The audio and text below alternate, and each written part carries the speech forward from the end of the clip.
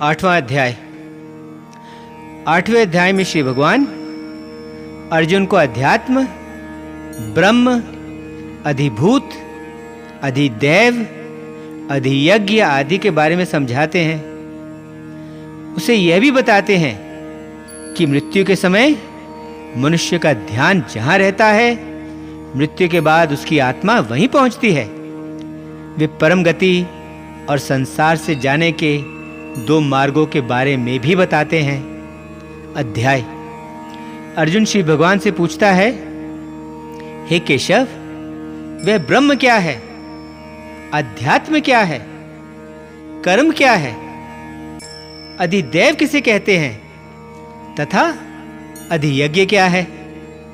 और जिस व्यक्ति ने अपने आप को वश में कर लिया है, वह मृत्यु के समय तुम्हें कैसे जान पाएगा?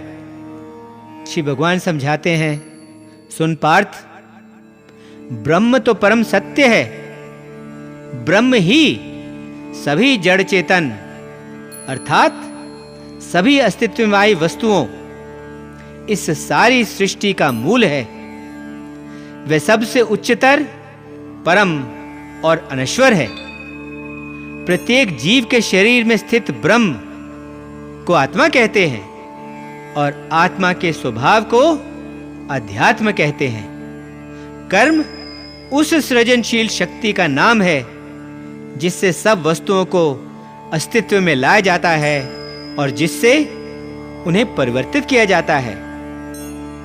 अधिभूत नश्वर भौतिक जगत है जिसमें सब सृजी गई वस्तुओं का नाश या अंत होता है। अधिभूत का आधार परिवर्तनशील प्रकृति है। अधिदैव जीव में रहने वाली दैवी आत्मा है। उसका दैवी तत्व है जिसका आधार विश्व की आत्मा है। अधियज्ञ शरीर है जिसमें सभी यज्ञ और कर्म किए जाते हैं, जिसका आधार, जिसका स्वामी स्वयं मैं ही हूं। मृत्यु के समय जो व्यक्ति मेरा ही ध्यान करता हुआ शरीर छोड़कर इस संसार से जाता है, वह निश्चित ही बिना संदेह मेरे पद को प्राप्त कर लेता है। अंतिम समय में मनुष्य जिस जिस भाव का ध्यान करता हुआ शरीर छोड़कर इस संसार से जाता है, वह उस भाव के ध्यान में सदा मग्न रहने के कारण उस दशा को ही प्राप्त करता है। इसलिए पार्थ, तू सदा मुझे ही याद कर और युद्ध कर।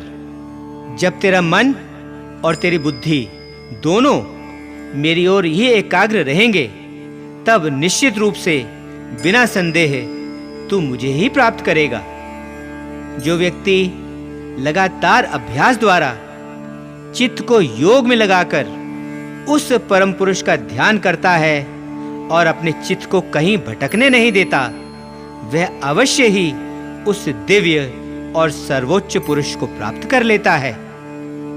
जो व्यक्ति उस सब कुछ जानने वाले परमात्मा का ध्यान करता है, जो कि सूक्ष्म से भी सूक्ष्म है और जो सब को धारण करने वाला है, जिसके रूप का ध्यान भी नहीं किया जा सकता, जो अंधकार से परे है और जो सूर्य जैसे तेज वाला है। जो व्यक्ति मृत्यु के समय मन को भक्ति और योग बल से स्थिर करके और अपनी प्राण शक्ति को भौहों के बीच अच्छी तरह स्थापित करके वैसा करता है, वह उस दिव्य परम पुरुष यानी वह मुझी को प्राप्त करता है। अब मैं संक्षेप में तुझे उस दशा के बारे में बताऊंगा जिसे वेदों को जानने वाले अनश्वर कहते हैं, जिसमें वैरागी और अन्य पहुंचे हुए लोग प्रवेश करते हैं और जिसे पाने के लिए लोग कठिन ब्रह्मचर्य का जीवन बिताने के लिए सदा तैयार और तत्पर रहते हैं। शरीर के सभी द्वारों को संयम में रखकर, मन को हृदय में रोककर, प्राण शक्ति को मस्तक में स्थिर करके और योग द्वारा एकाग्र होकर जो अक्षर ओम, जो कि ब्रह्म ही है, का उच्चारण करता हुआ, मुझ भगवान को याद करता हुआ अपने शरीर को छोड़कर इस संसार से जाता है, वह परम गति को प्राप्त कर लेता है। जो मनुष्य अन्य किसी भी वस्तु का ध्यान न करता हुआ लगातार मुझे ही याद करता रहता है, वह अनुशासित योगी मुझे आसानी से प्राप्त कर लेता है। मुझ तक पहुंचने के बाद उस योगी को परम गति मिल जाती है, इसलिए उसे इस अस्थाई और दुख भरे संसार में फिर जन्म नहीं लेना पड़ता। नीचे के लोक से लेकर ब्रह्मलोक तक सभी लोग ऐसे हैं जिनसे फिर जन्म लेना पड़ता है, लेकिन मुझ तक पहुंचने के बाद किसी को फिर जन्म नहीं लेना पड़ता। जो लोग इस बात को जान लेते हैं कि ब्रह्मा का एक दिन 1000 युग लंबा होता है और ब्रह्मा की एक रात भी 1000 युग लंबी होती है, वे योगी जन काल के तत्व को जान लेते हैं। ब्रह्मा का दिन आरंभ होने पर सारी सृष्टि, सभी वस्तुएं मेरी अव्यक्त प्रकृति से प्रकट होती हैं, उससे उत्पन्न होती हैं, और ब्रह्मा का दिन समाप्त होने पर और उसकी रात होने पर यही सृष्टि सभी वस्तुओं समेत मेरी उसी अव्यक्त प्रकृति में विलीन हो जाती है, उसमें समा जाती है। यह वही बार बार उत्पन्न होने वाली सृष्टि और वस्तुएं मेरी प्रकृति के वश में होने के कारण बिल्कुल बेबस रात होने पर समाप्त हो जाती हैं और दिन होने पर फिर अपने अपने अस्तित्व में प्रकट हो जाती हैं। लेकिन इस व्यक्त और अव्यक्त से भी परे एक और अव्यक्त अस्तित्व है जो अमर है और जो सभी अस्तित्व में आई वस्तुओं के नष्ट हो जाने पर भी नष्ट नहीं होता। यह अव्यक्त अक्षर अर्थात अनश्वर कहलाता है, उसे परम गति भी कहते हैं। यह अव्यक्त अक्षर ही मेरा परम धाम है। जो मेरे इस परम धाम को एक बार पा लेता है, वह फिर कभी संसार में वापस नहीं लौटता। वह परम पुरुष जो सबसे परे है, जिसमें सब जीव निवास करते हैं और जिससे यह संसार व्याप्त है, उसे अनन्य भक्ति द्वारा ही प्राप्त किया जा सकता है।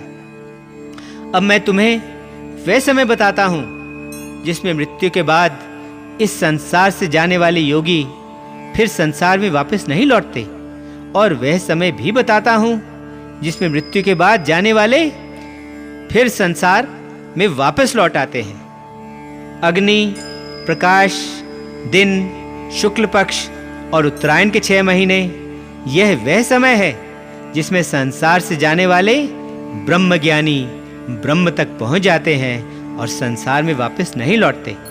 धुआं, अंधकार, रात्रि, कृष्ण पक्ष और दक्षिणायन के 6 महीने, यह वह समय है जिसमें संसार से जाने वाले चंद्रमा की ज्योति को प्राप्त करके संसार में वापस लौट आते हैं।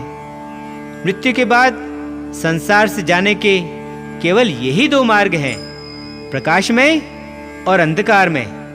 एक से जाने वाला संसार में वापस नहीं लौटता, जबकि दूसरे से जाने वाला संसार में वापस लौट आता है। जो योगी इन दोनों मार्गों को जान लेता है, वह फिर कभी किसी भ्रम में नहीं पड़ता। इसलिए पार्थ, तू योग में ही जुटा रहे। यह सब जान लेने के बाद योगी वेदों के अध्ययन, यज्ञ, तप और दान के पुण्य से मिलने वाले फलों के भी परे पहुंच जाता है और वह सनातन परम पद को प्राप्त कर लेता है। 8वां अध्याय समाप्त। ओम शांति शांति शांति। ओम।